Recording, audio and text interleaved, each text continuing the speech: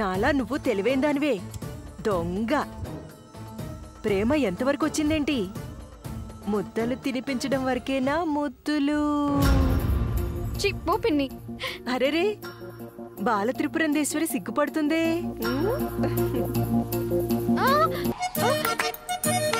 December 30, 2016 పొద్దున్న 10ంటికి. ఏం జరిగింది? మెరుపా అరుపా? అపురూపమైన ఆయన చేతి వేళ్ళు నా మృదువైన పెదాలకి తాకుతూ ప్రసాదం తినిపించింది ఆ టైంకి. అవునా? అయ్య బాబోయ్, తలుచుకుంటేనే సిగ్గేసేస్తుంది. ఇంక చెప్పుకుంటే ఇంకెలా ఉంటుంది పిన్ని? అవునులే, అప్పట్లో నేను కూడా ఇలాగే మెలికలు తిరిగిపోయేదాన్ని. శివగామంత చెత్త కలలు కనొద్దని వారించేది, కానీ వాడంటూ వెళ్ళిపోయుంటే ఈ పాటికి పిల్లల్ని కని వండి వార్చి వారించేదాన్ని. నీ కల నెరవేరినందుకు సంతాపం ప్రకటిస్తున్నాను. పర్లేదులే, ఒంట్లో ఆ మాత్రం తాపం ఉంటేనేగా ప్రేమలో పడేది.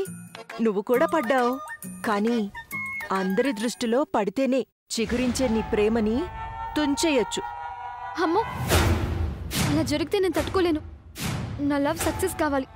కావాలంటే ఎలా అవుతుంది? దక్కించుకోవాలి. భరణి నన్ను ప్రేమించేలా, నేను అతన్ని పెళ్లి చేసుకునేలా, మేమిద్దరం అన్యోన్యంగా కలిసిమెలిసి కాపురం చేసుకునేలా చూడమని దేవుణ్ణి కోరుకుంటూనే ఉన్నాను. అందరి దేవుళ్ళని కోరుకున్నావు, మరి చందమామని కోరుకున్నావా?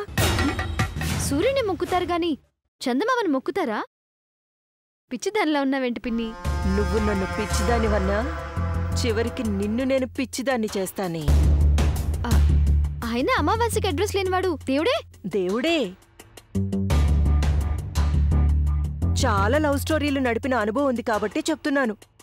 అప్పుడు కూడా ఫకీర్ సాహిబు మాటను లెక్క చేయనందుకే నా ప్రేమ సక్సెస్ కాలేదని ఇప్పుడు కూడా బాధపడుతుంటాను తెలుసా?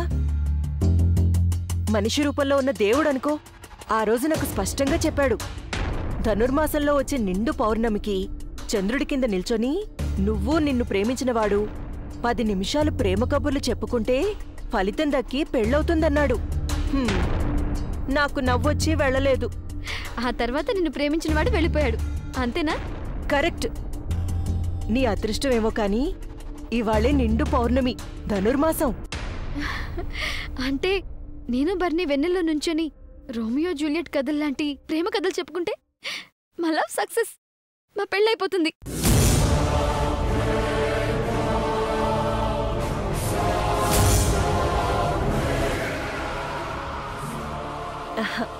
నీకిన్ని తెలివితేటలు ఎక్కడి నుంచి వచ్చాయి త్రిపుర?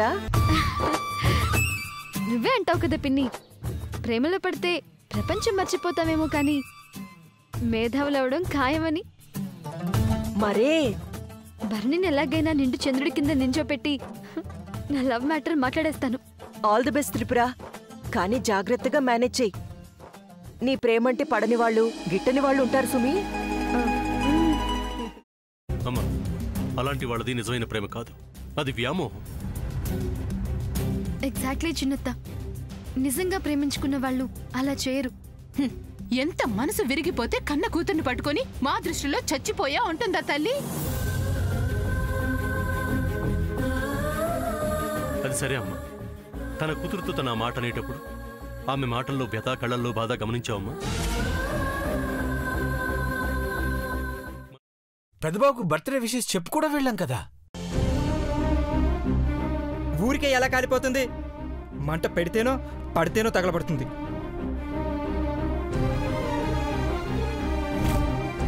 కరెక్ట్ చిన్నబాబు, నీకొచ్చినట్టే నాకు డౌట్ వచ్చింది. పార్వతే షర్టును తగలబెట్టిందనుకుంటా.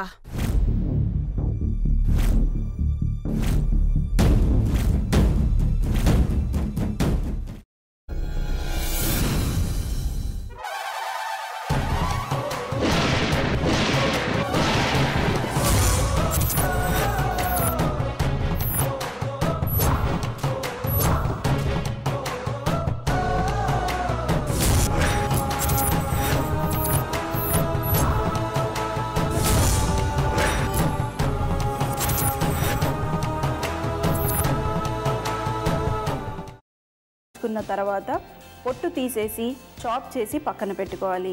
ఒక ప్యాన్లో కొద్దిగా నూనె వేడి చేసి అందులో ఆవాలు, మినప్పప్పు, శనగపప్పు, కరివేపాకు, సన్నగా తరిగి పెట్టుకున్న ఉల్లిపాయలు వేసుకుని 1 నిమిషం పాటు వేయించుకోవాలి. ఆ తర్వాత కాల్చి కట్ చేసి పెట్టుకున్న వంకాయని కూడా అందులో వేసుకుని బాగా మిక్స్ చేసి బౌల్లోకి ట్రాన్స్ఫర్ చేసుకుని అందులో తగినంత చిక్కటి పెరుగు లేదా పల్చటి పెరుగు వేసుకుని మిక్స్ చేసి అన్నంతో కానివ్వండి, చపాతీతో కానివ్వండి సర్వ్ చేసినా చాలా బాగుంటుంది.